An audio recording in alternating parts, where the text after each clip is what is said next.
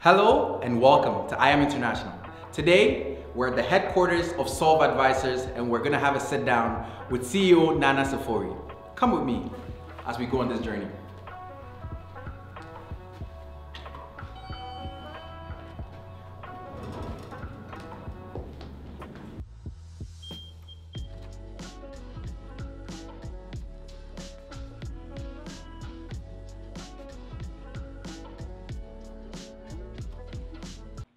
Hello and welcome to I Am International. In the My Journey section today, we have with us a special guest, a man who needs no introductions. He bleeds blue, you can call him Odadie, one of the youngest successful CEOs in the Ottawa region, all the way from Ghana, none other, Nana Safori. As we do in the My Journey section, we take a deep dive into the life of our special guest. No restrictions, no stone left unturned. The key is to figure out who they are and why they are the way they are.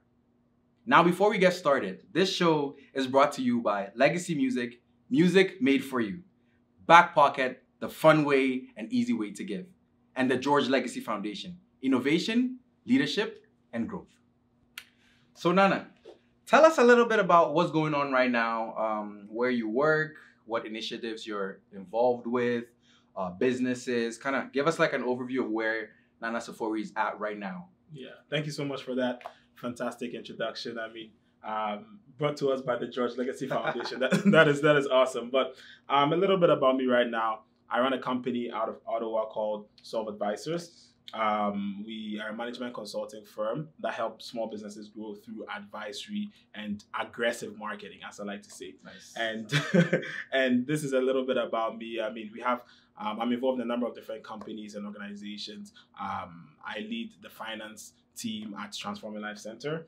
I co-own another e-commerce company in the city called Anaya Arts, and I own and manage a few other companies internationally as well. So that's just a brief overview as to what I do and what I've been up to over the past few months. You know why he's on the show now. He's a very accomplished young man in the Ottawa region from my motherland, Ghana.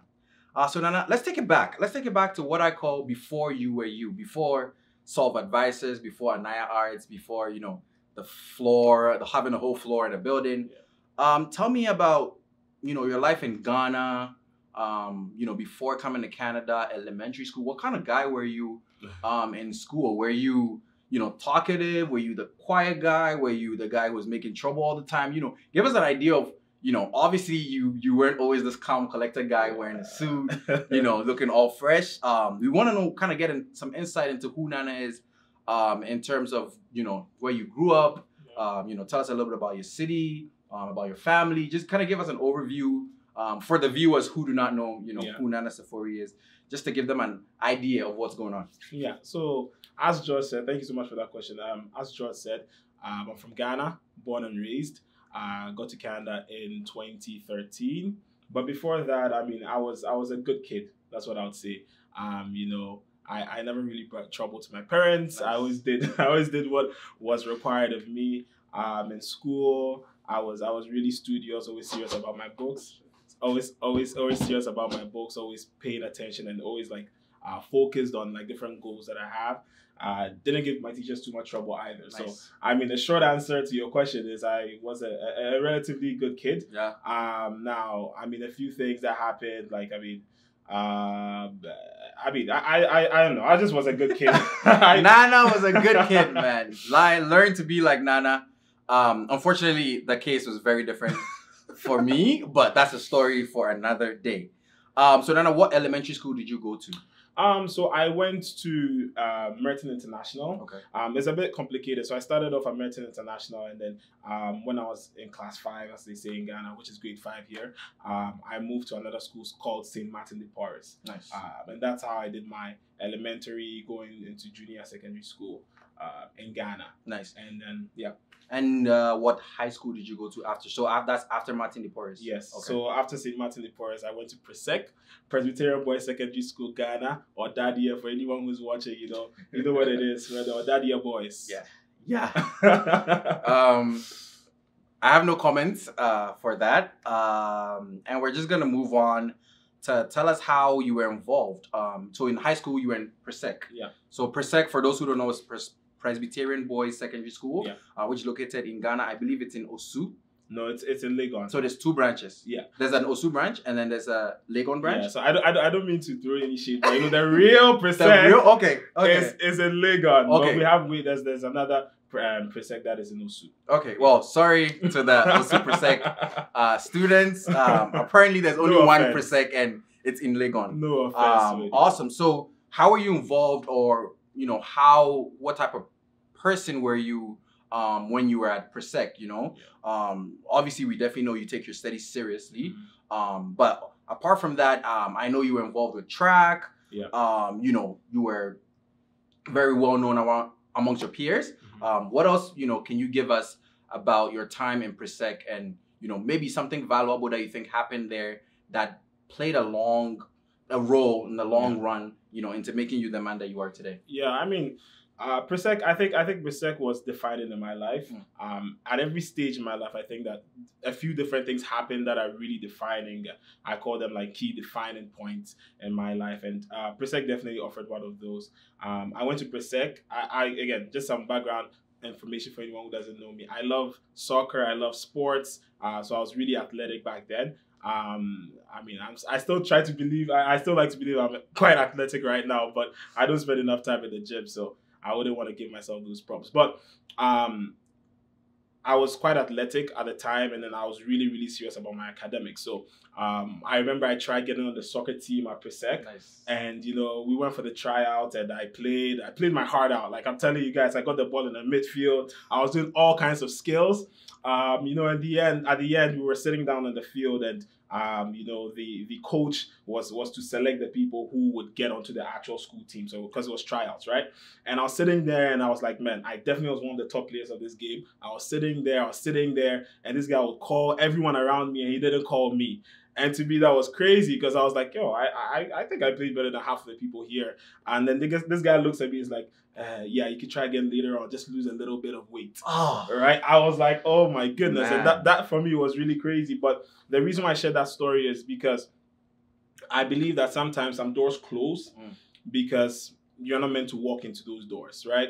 And for me, what happened was once that door closed, I now shifted all my attention to academics, right? Because I was like, you know what, this sports thing isn't going to work out anyways. So let me just focus my energy on my books, right? And that definitely did help because that's one part of the reason I'm here today. Different opportunities that I was able to walk into, different disciplines I learned were mainly because that door of soccer was closed out to me. Because, if I was doing both of them, then who knows, I still would probably have in the back of my mind that I can go professional one day, which, wasn't in my journey. So that was something interesting that happened in Presec. I was really serious with my books after I got rejected from the soccer team. Hey, awesome, man. That's great. And one thing I'm picking up from what you're telling me is knowing how to pivot when you kind of reach an end block or end of the road. And speaking of pivoting, when did because it's not the average Ghanaian's dream to be in Canada and go to university in Canada. When was that idea, or that was it something you knew all along? Was it something that came up, hey Nana, do you want to try out for the school? Or just kind of give us an idea, the transition from getting through your final exams at Presec, and then your friends get into universities in Ghana, and you have having to go outside of Ghana. Give us kind of like a little bit of detail into how the process went, but more importantly, how did it start? Yeah. I've always been ambitious. I like to always strive to be like the top of anything that I'm doing. So be it soccer, be it in school, be it career-wise, whatever it is I'm doing, I always want to be number one. And for me, as I pivoted from the soccer dreams and started focusing more on school, my goal now was to put myself in a place where I could have the most opportunity possible for success. I've always envisioned my life. I believe that you can only get what you can see with your eyes, right? If you can dream something, you can achieve it. I think Walt Disney says something like that. It's like, if only you can dream it, you can get it. So for me, I'm a dreamer. I love to dream. And some of the dreams that I had and some of the plans that I had, I didn't think that I thought that I would have more opportunity or have a greater chance of achieving some of these things with an education that didn't come from my homeland. Again, nothing against the education in Ghana. I think it's great. There's so many successful people who have had really quality education in Ghana and have attained high levels of success. I just didn't think that was my path. So, I mean, when I came to that realization that I wanted more, I started to look at the different opportunities that I could have, you know, from studying outside and different things I had to do in school to be able to have the opportunity. So for me, it just was really from a dream, you know, and being ambitious and looking to achieve more out of my life. Nice. So we can see here that, you know, Nana didn't always have it in the back of his head that he was going to go to Canada, but, you know, he, with the options on the table, he decided what path was going to work best for the dream that he had. So the school that you went to was Carleton University. From what time to what time? Yeah, so I started Carleton in 2013 and I graduated 2018. Nice. Yeah, and I mean, the story about Carleton is really funny. When I realized that, you know, by God's grace, I would have the opportunity to study outside of Ghana, I was looking through schools to go to. Now, I didn't want to go to the US because the requirements to get into the US were a bit more strenuous. I had to take the SATs. I didn't want to do that. Yeah. Right. So so what I did was with the grades I had, I could come into Canada. And I was looking for schools in Canada. And I mean, back in the day, yes, I was ambitious, but I also wanted to have a good time. Right. So I would go online and I would look for schools with, like, you know, the best parties, and look for schools with the best, like, campus life. And what drew me to Carleton literally, honestly, was just the website. Right. I saw the Carleton website. It looked like 10 times better than every other school's website I'd seen. I'm like, you know what, let me just put that school on my list. And little did I know that you know, I was meant to be here. Nice. So I started in 2013 and graduated in 2018. True. Yeah. Awesome. So walk me through your experience. Right now you're going to Canada, you're going to Carleton. This is all decided. You know, you got your grades in, you got, you know, and we're going to come to scholarships and all of that later. But you got admission, you're coming, everything, you know, you're excited. What was the feeling like, you know? Because in as much as, you know, yeah, you're coming to Canada, it's your first time, you know, leaving your parents, even though you're in boarding school at Persec, you know, the parents were just a call away. But now you're leaving and you are the first child, I believe. Yes, I am. So as the first child leaving the house, you know, not having any big brother or sister to kind of talk to or whatever, if you left or when you did leave, you know, how was that, like, emotionally? Were you kind of scared, or were you, like, excited and just ready to, like, be by yourself? Because, you know, it's kind of different with everybody else. Some people can't wait to leave the house. Some people can't wait to leave the house as well. But then when the time comes for them to actually leave, then, you know, they start to get second thoughts. So how was kind of like were you, like, ready for the momentum? Let's go. Or were you kind of, I really want to do it, but, oh man, this is going to suck. Yeah. No, I mean, it was a little bit of both, to be very honest. I mean, because I did boarding school for 3 years, I was kind of used to not living at home, right? So I was used to not having my parents there all the time. Now, obviously, I knew that I could always go or take a 30-minute bus ride back home and, you know, I'll see them. So, I mean, from that angle, I wasn't too scared because I'd lived outside the confines of my home before. However, I mean, it was, like, so far away, right? It's a whole different country. The truth is I knew nobody here, absolutely no one. I had one friend, Ivan Yankee. Shout out Ivan. Shout out to Ivan. But Ivan has been my childhood friend. Like, I've known him since I was 2. And his family migrated here a few years before. So he was the only person I knew in Canada, technically. So, I mean, we applied to the same schools because I really wanted to go where he was going, just so we would, you know, just be together. So that brought me some level of comfort.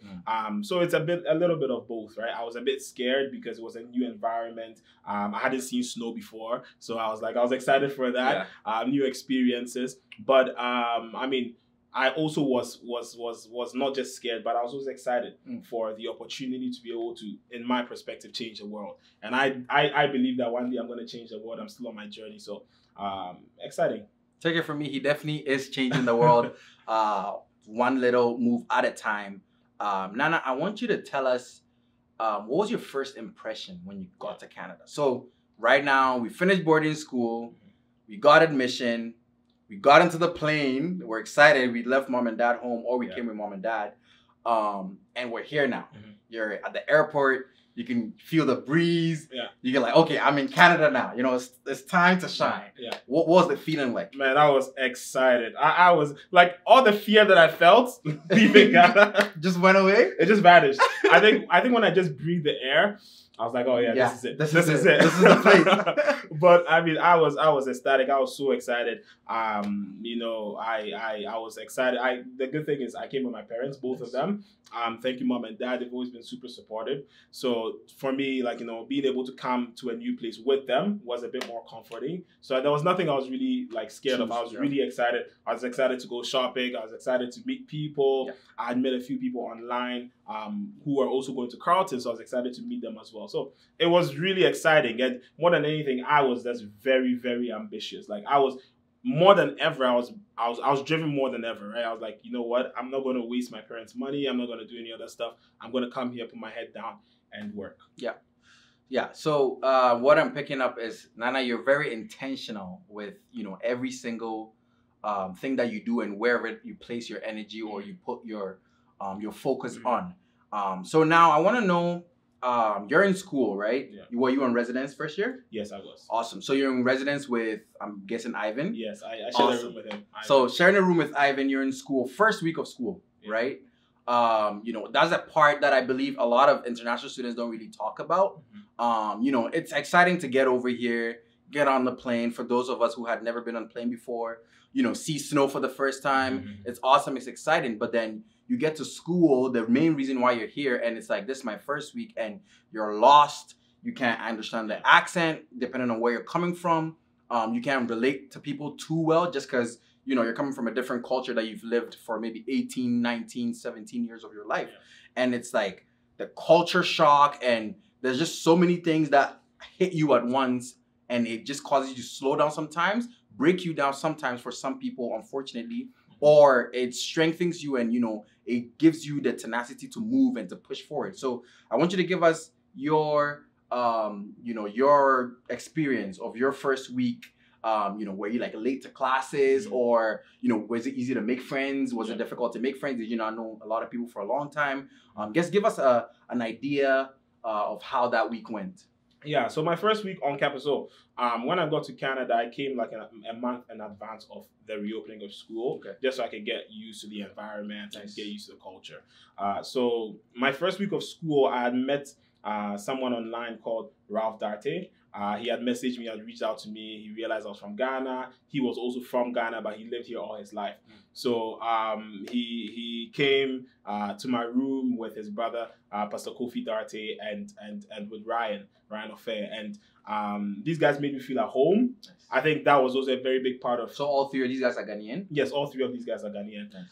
So I guess we connected on the Ghana level. But then they came to my home, to my dormitory, made me feel at home, and then introduced me to a local church. Right, so that was a part of it. But in terms of the school side of things, in terms of, I know it's a thing that a lot of people go through, where it's like you're in a new place, you're on campus for the first time, you know absolutely no one. For me, I knew some people, but they didn't live on campus, right? So once they left, I started to deal with the same challenges that everybody goes through.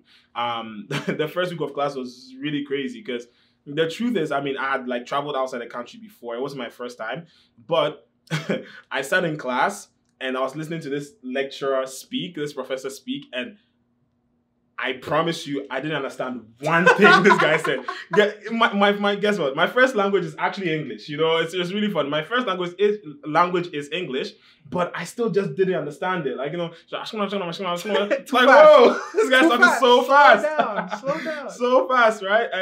And for me, it was one of those things that you have to just adjust to and adapt to, because I mean, yes, we all speak English, but there's different accents involved in this game. So I mean, that was something that was really interesting. I didn't really get lost because I looked for my classes ahead of time, and this is the advice to anybody who's coming here, man.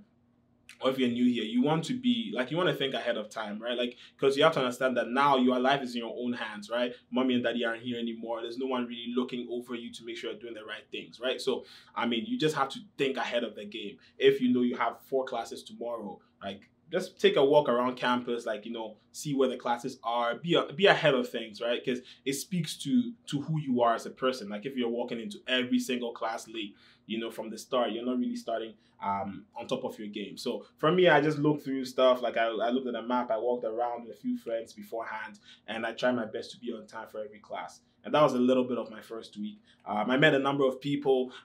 Tip for you if you're in university, try to meet people. Like that's the whole point of university, in my opinion, networking. So I met a few other international students and it was fun. Nice. Awesome. I can see, Nana, that you did bring your passion in terms of being, focusing your energies in the right place to Carleton. You didn't leave it in Ghana.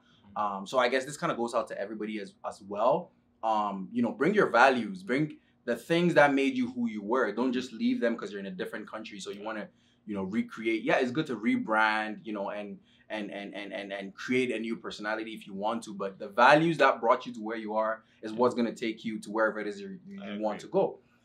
So we want to know right now about, you're in school, first week's by, you and Ivan, you're going to the CAF, you're making friends. You kind of know a good amount of people now. You're not lonely, and you don't have the most friends on campus. You're just in the middle. Right in the middle. just right in the middle. How did you go from, okay, I'm a first year university student, I could just relax and calm down and just be like every other university student. How did you get from that mindset to, I want to get involved, I want to not just know people, I want to know people who do stuff, join clubs, join different societies, get to know what initiatives is going on there, plug myself into it and see what I can get out of it. Because you were involved obviously in numerous clubs, the business club being one, I believe is the Sprott Business Club. SFSA. So the Finance Association. Yeah, we're going to get to that and you can give us the whole spiel on that. How did you get from, because it's very easy to be, okay, I made it to Canada. That's like a very big deal. I can relax now. No, you didn't, you just kept on pushing. And you just kept on looking for avenues where, you can, exert your energy and, bring some positive energy your way. Tell us what kind of transpired between you and yourself, you and your parents, whoever you relied on to make decisions, to kind of push you to do better than, let's say, what most of your peers were doing. Yeah, I think that's a fantastic question. And for me, to be very honest, it was just, I felt like a weight of responsibility was on me, right? Because anyone who is watching this who's international, that it's not easy, right? Or it's not cheap to have an education outside of your home country. So especially in Canada as well. So I mean, I know that it took a big sacrifice for my parents to pay all these big sums of money for my school fees. So for me, I was just really motivated by the fact that I didn't want to let anyone down. Right, I as you said, I didn't lose my values back in high school. So the values that brought me to Canada, I wasn't going to now drop them just because, hey, I'm in Canada and there's more freedom around. So I just stuck to those values of hard work, of discipline, of respect.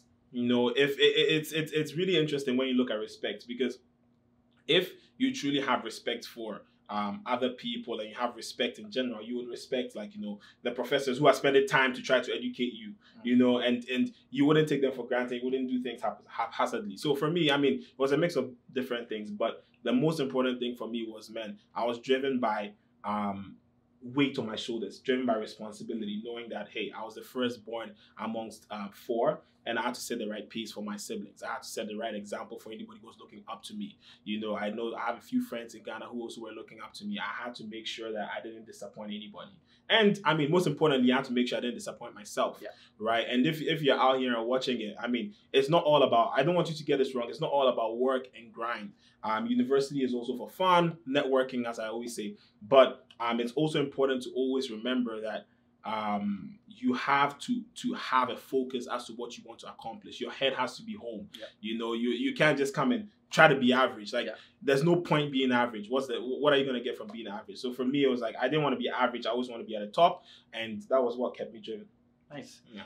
So now we're about to talk about, this part of being an international student that a lot of people don't really know. Because, just from my experience, and I'm pretty sure very similar to yours, I'm from Ghana. And so, in Ghana, going to university in Ghana, shout out to Tech, shout out to Legon, shout out to UPS, all the other universities. I'm sorry if I didn't mention yours. nobody really like works and goes to school in let's say Ghana. I'm pretty sure Nigeria. There's some people that probably do it, but it's not a known thing. It's not something that's very common. Now, a lot of things that people don't, take into account is that yes, you're coming to a different country and there's so many other obstacles that you're going to face by just being in a different place that you have no connection to whatsoever. And then on top of all that, as you're studying, you have to get a job. It's not you will get a job, or maybe you kind of have to. It's part of the lifestyle here in the Western world. Everybody has a job. High school students have a job, elementary school. Those who have jobs, who have access or the need to have a job, get jobs. Now, in your case, did you have a job in first year? No, I didn't have a job in first year. So mine was a little bit different, at least from the start, because I was a bit fortunate. My parents, as I said, God bless you, mom and dad, if you're watching, but they gave me everything I needed. So I didn't have a need for a job, right? I think it's a bit different it's different for different people, but at least in my first year, I didn't have a need for a job. However, if I can add to that, as I progressed in my university career, I definitely did get a job for my second year. Partially because I wanted to be able to help support myself here, but more importantly for the experience. Awesome. So perfect. You brought it right where I wanted it. So walk me through that journey. Moving from, you're balancing on your studies, and with someone like you who focuses, a lot of your energy on your studies, whilst, still trying to be a teenager, a university student, and enjoying your life as well, because the balance is definitely very important. Walk me through, co-op, because for those who don't know, co-op is basically like a joint kind of program where you have some hours where you have to work in a different company that has to do with the field of study that you have. So people in business would, if they were accepted into the co-op program, would have the opportunity to apply and work for a year or a semester. Nana is going to clarify on that. With different companies to help them get experience on whatever it is they're studying in school. Tell us a little bit about your co-op journey, getting into the professional world or getting a glance at it. What were you like, oh my God, this is like so cool? Were you like, this is so hectic? Because being and we're gonna get to your degree later, but we all know that he's in business, obviously. But being a business student, doing all your courses, co-op, church, all other things, being a student, just being a regular teenager, and the regular troubles that comes with just being a regular teenager. How was that like? So kind of outline with us and take us the steps through like the different co-ops that you had, different opportunities that you had to, maybe not just co-op, but trips that you got to take. Because I knew you went to New York for something as well. So kind of give us an overview, put it all into perspective for us, the journey from first year, second year, co-op, different jobs to graduation. So just give us like a brief of how that gap went. That is definitely a very heavy question. Because I had a really, really fantastic time in Carleton. Excuse me. I had a really fantastic time in Carleton. And I'll walk you guys through my journey. So first year I come to Carleton, I was accepted for accounting. That's what I really wanted to do coming out of high school. I got here, I did accounting for the first year. And now, guys, guess what? I never missed any class in my first year. Didn't miss any tutorial. I was always on time. Like, I'd rather come to class tired and kind of doze off in class than just miss the class, right? I had like psychology Monday morning. That class was just super killer. 8:30 a.m. Like sometimes I'll just journey there. I'll just wake up. As long as I knew I was in class, I felt like I wasn't wasting money. So even if I was asleep in class, mind game. I was there, right? So that was my journey first year. Now I did really, really well the first year. Like I just straight A's by the grace of God. And then what happened was I started to explore more into like, okay, what's next after I'm graduated, right? So even for my first year, I was thinking about, hey, after I'm done school, what am I going to be doing? And I looked at the accounting stream and I looked at different parts and I was like, you know what? I don't think accounting is going to give me what I really desire in life. So I had a few conversations with a few different people, most importantly of which was Professor Isaac Otre from Carleton. He's an M&A prof at Carleton. Just went for one of these events and I spoke to him. He's like, you know what, you really should consider finance, Right now, I hadn't really heard of finance like that. I knew what it was, but like I hadn't really pursued that before.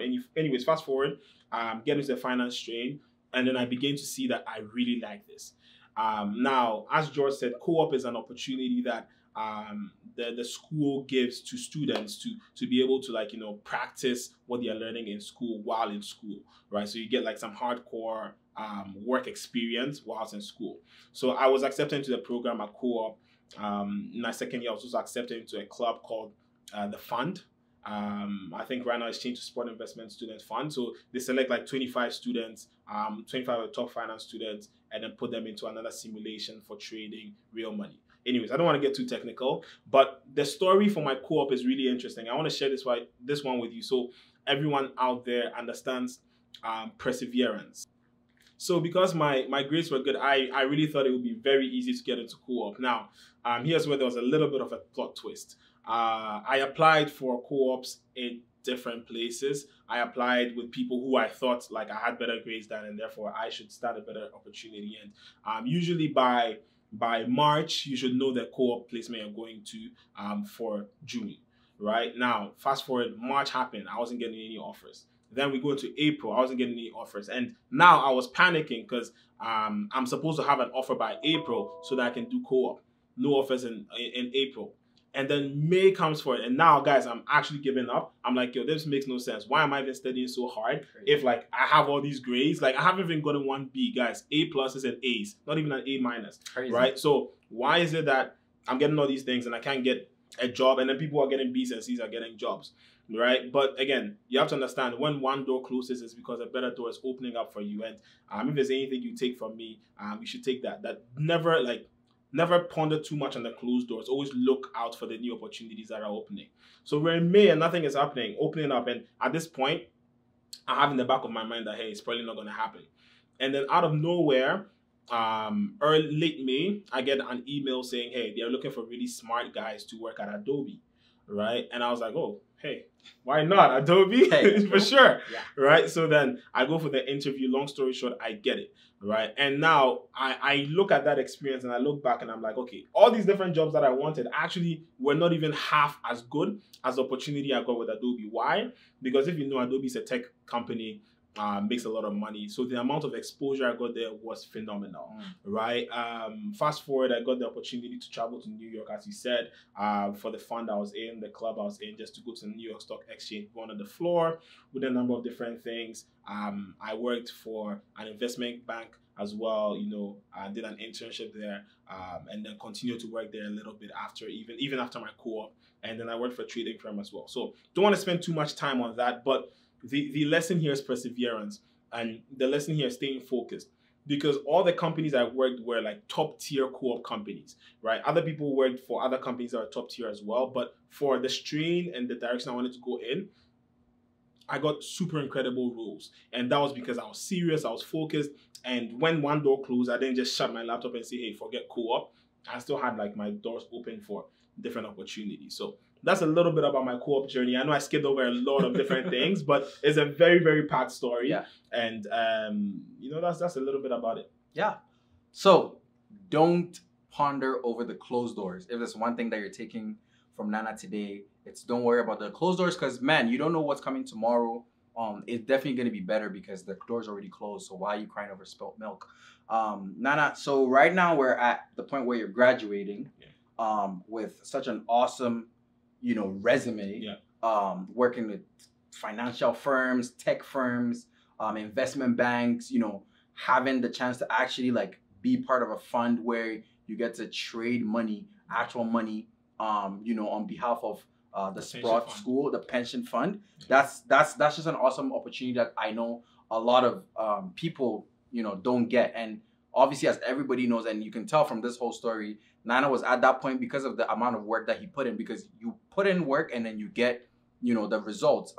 It might not be at the same time or as fast as you expected, but the work, the input that you put in, trust me, you are going to get it back. So Nana, tell us about, it's graduation time right now. You know, everybody from the outside world looking at you is thinking, man, this guy's about to land a sick job with, you know, some crazy bank or some crazy, because like, man, your resume is outstanding, right? But then you go from, you know, being in the professional world, working for these big tech companies, and you know, the regular person from the outside, as I said, will think, okay, this guy's gonna apply for a job. You know, IBM, Shopify, Google, Microsoft, Facebook. You don't know. At this point, I feel like all those doors were like open to you, in terms from at least the applying point of view. You know, nobody knows if you're gonna get in, but at least from the applying point of view, you had the specifications to be able to be counted amongst people who would be eligible to you know, apply for such positions. Now, how did you go from, you know, I want to be someone who works in a big company to I want to start my own thing, right? And tell us about the period in between graduation and kind of getting Solve advisors on the floor and like actually getting going, because you know, you might believe in your startup or your business, but until it's actually going, you're not really sure if it's going. You know, you can believe in it, but to see the paperwork and to see the numbers and be like, okay, this is something that's actually working. You know, kind of take us between that part. If you had any businesses that you started that maybe didn't work out, didn't get to you know, get to its fruition. Kind of give us an overview of, and just so people can know, you know, that, you know, someone like Nana he could have just decided to just, you know, take the easy route. Not that I'm saying it's the most easy route, but trust me, starting your own business is definitely not an easy job. So, you know, taking, let's say a way better or a lesser evil, and saying, okay, I want to go work for this company or that company, but saying that, no, I want to start my own thing.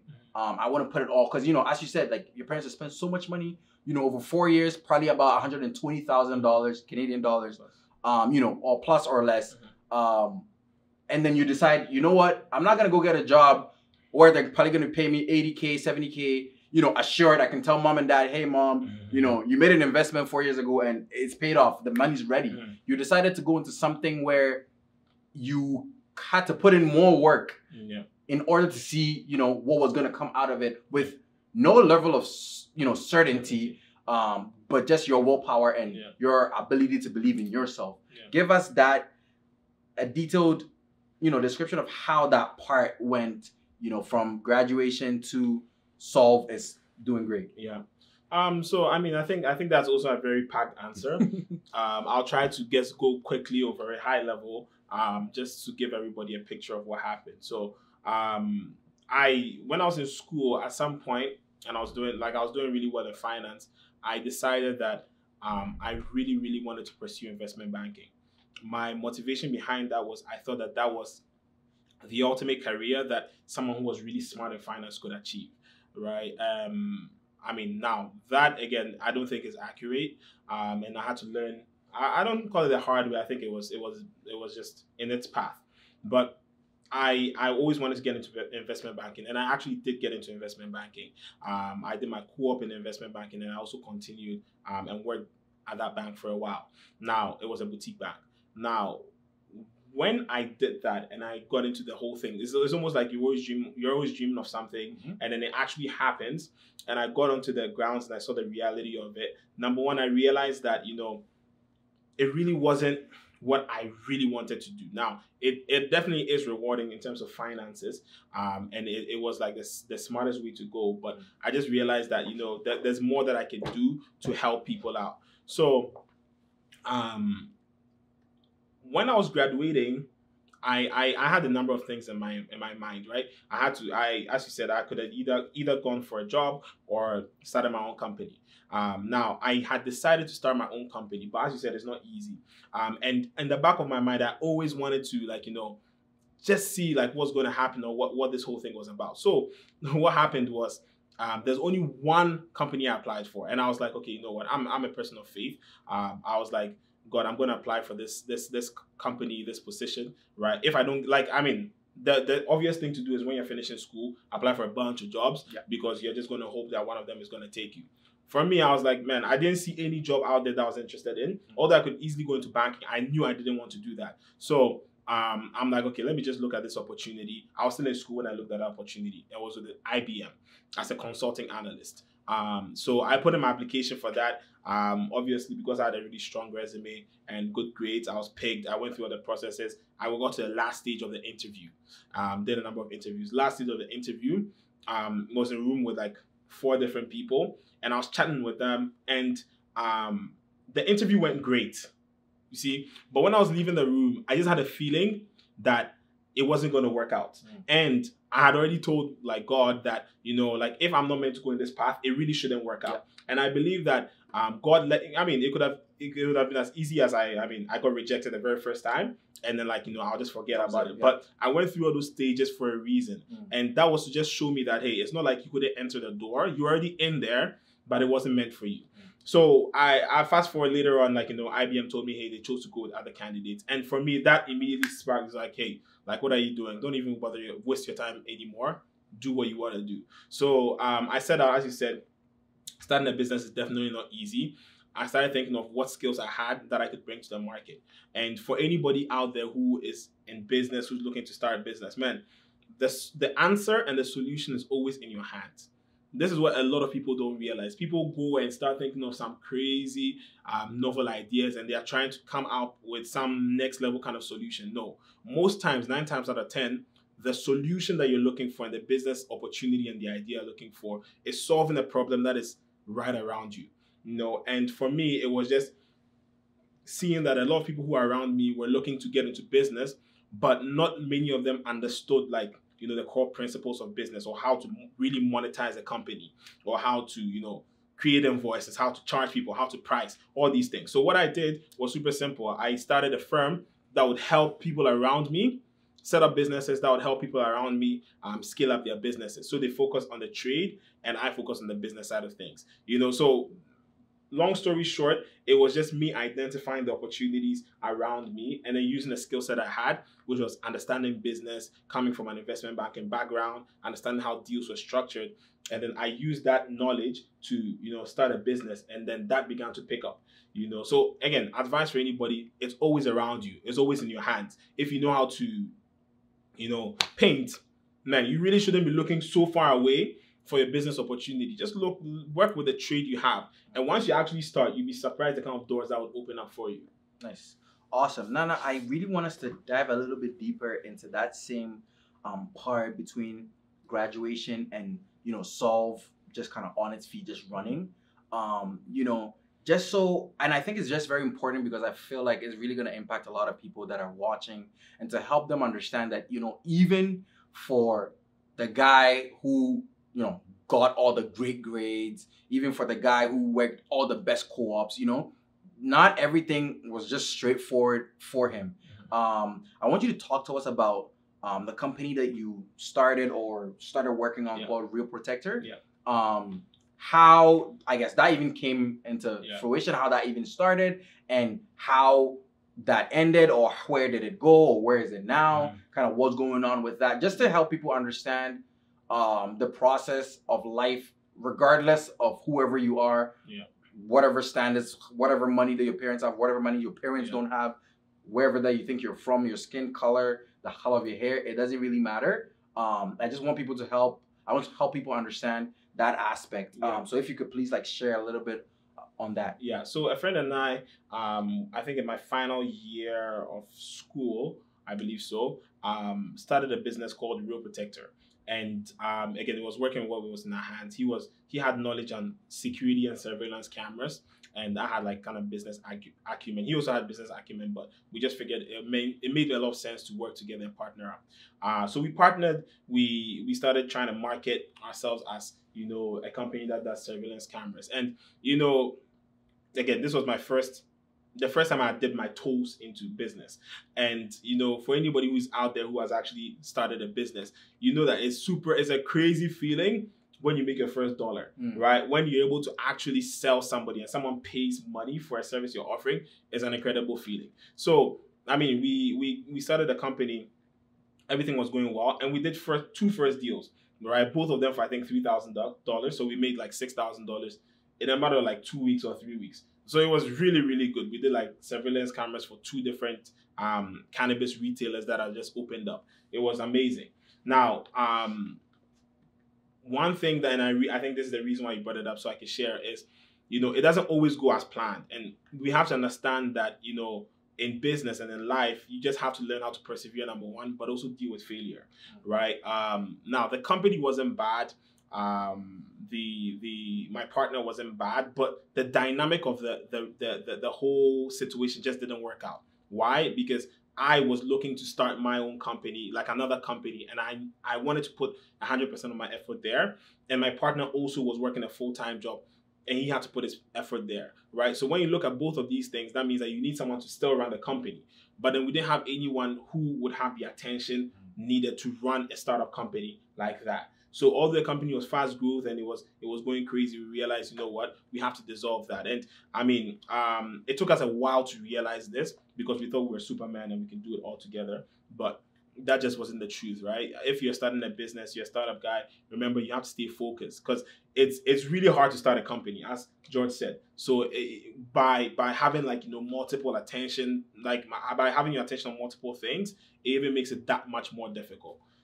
So that's a little bit about Real Protector. Nice. So as we wrap up, Nana, I want you to kind of give us the biggest lesson. Yeah. What is the biggest lesson, or would you say, right? Because it's very big. You've been here for what? How many years? In Canada. In Canada since 2013, so that would be 7 years now. 7 years in Canada. Seven and a half. Yeah, years in Canada. What would you say is your biggest lesson? What was your biggest takeaway? If like, let's say God just said, boom, time is over, it's time to go, we're all done. What was your biggest lesson, Nana, since you've been in Canada, or the process and everything that you've been through, business, school, life, everything else? What is and this question leads to our next question. So what is your biggest lesson, or what is the biggest advice that you would give? So this is in a form where, let's say, you're speaking to your younger self. Yeah. So if, Nana, you could talk to 7 years ago, Nana, before you took the first step to get on that plane, what would be, the advice or the lesson that you would give to 7 years ago, Nana Safori? Yeah. I mean, it's been a crazy past 7 years. I'll be very honest. In 7 years, we've been able to accomplish quite a number of different things. And I know that it just wasn't by my own strength.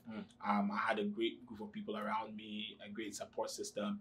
I'm a man of faith, so I definitely believe God also helped me. But if I'm looking for one piece of advice, man, that's really tough. There's so many different things that have happened and different lessons. But I mean, if I really were to summarize it, I'll be like, you just have to believe in yourself. You see, in my third year of university, and this is where I learned this lesson from, my third year of university, I really, really wanted to be president of the Finance Association. And usually the ideal thing is that you would become president of the association in the fourth year of your school. Right? But the opportunity was there. I thought I was qualified for it. I'm like, why not? And like, I spoke to a number of my friends, and like, third year, you want to do that? Man, come on, that's not realistic. But I still just pushed through, and I just believed in myself, right? And fast forward, I put in the application, I went through the interview process, and I got it. Now, backstory is the reason why that was so pivotal for me was the only other time I had run for something in my life was in my junior secondary school, and I had run for like head boy, or here you'd say school president. School president, exactly. Student body president. Exactly, yeah. Student body president, and I lost that miserably. Oh. Like, I was the last, and it was super embarrassing. This is in Persec? No, this was before Persec. It was embarrassing. It was terrible for my reputation. Like, I had people laughing at me, and that took a big chunk of self-confidence out of me, right? So fast forward, we come back to Sprott, and I wanted to do it again. And this time I was fighting with, like, those demons trying to like tell me, hey, you can't do it. Yeah. But I just pushed through. Why? Because I believed in myself. And the lesson I learned from just that thing, believing in yourself and being able to achieve what you did, is literally, I think, one of the main driving factors that's brought me here, right? If you want to do anything in life, man, I'm telling you, you have to first believe in yourself. if you want to sell something to someone, like no one is going to buy from you if you don't even have enough self-confidence to believe what you're selling, right? So be it like whatever you want to do, like if you want to do well in school, believe that you can do well in school. It's as simple as that. You want to come to Canada for school, believe that it's possible. Close your eyes, dream it, and just believe in yourself that you can do it, right? And that for me is the biggest thing. As long as you can believe, it's going to happen. You know, once you can believe, it's going to happen. And for me, that I think would be the biggest lesson. Even for my company, my business, right? We've been running for 2 years so far. And I mean, the number of things we've been able to accomplish is just because of sheer belief, right? Some of these things that we've seen, it's like nobody believes that we actually have been able to do it. But it's just because like I'm surrounding people who believe in me. I believe in myself. And, you know, I think that with that, you have a winning formula. Yeah. And don't worry, guys. I know you folks have not seen The Office yet. I'm going to take you around, show you what exactly we're dealing with, because this man is not a small man. But Nana, thank you so much. And thank you for letting us know that, you know, you got to believe in yourself, man. Like, if you don't believe in yourself, how do you expect others to believe in you? You are the one element. You control what comes out of you. Now, if you don't have absolute faith in yourself, then nothing that you bring out would be genuine or 100% pure, because, you know, it's already diluted from the source. Now, Nana, we have one last question, and this is a very, you know, tricky question. I hope you don't get mad at me for asking this question, but Nana, you know, as a very nice guy like you know, very accomplished, looking very fly, you know, multiple companies. Nana, tell us, is there someone special? Oh my gosh. You know, is there someone special? Are you married? You have kids? Like, it's been 7 years, man. We don't really know. We really want to know. I'm pretty sure my viewers want to know, because they would probably want to send in some requests if they know that there's some available, you know, there's some, you know, hey, you never really know. So let the viewers know, Nana, what's going on right now. You know, are you married? You're in a relationship? What's really going on that front? Yes, George, I'm married with 7 children. Nana is married with 7 children. I'm just kidding, guys. I am not married. I am currently in a relationship. Nice. A very serious relationship that is moving somewhere. And I think that's that about that. Yeah, you know, the big people, they don't really like to talk too much about their personal life, and that's okay. But you know, kudos to you and this special person. Definitely wish you guys awesome, Thank you. You know, stuff. And you on that note, Nana, we have 3 riddles for you. And then this is the end of the show. And Nana, the thing about these riddles is that you have 1 second right after I'm done with the riddle to give us an answer. So, you know, it's gonna go very fast, and we just need the first answer, you know, that pops into your head. So our first riddle would be, Nana, would you rather go in the past and meet your ancestors, or would you go to the future and meet your great-grandchildren? Past. Past. Nana, would you rather be too hot or too cold? Too cold. Too cold. Yeah. Nana, would you rather be stuck on an island alone, or with someone who talks incessantly? Talks incessantly. Awesome. Well, viewers, thank you very much, Nana. Thank you very much. Thank you so much. It was an awesome pleasure having you here today. We had fun. Stay tuned for some more stuff from I Am International and from the My Journey section. I am your host, George Owusu, and we are out.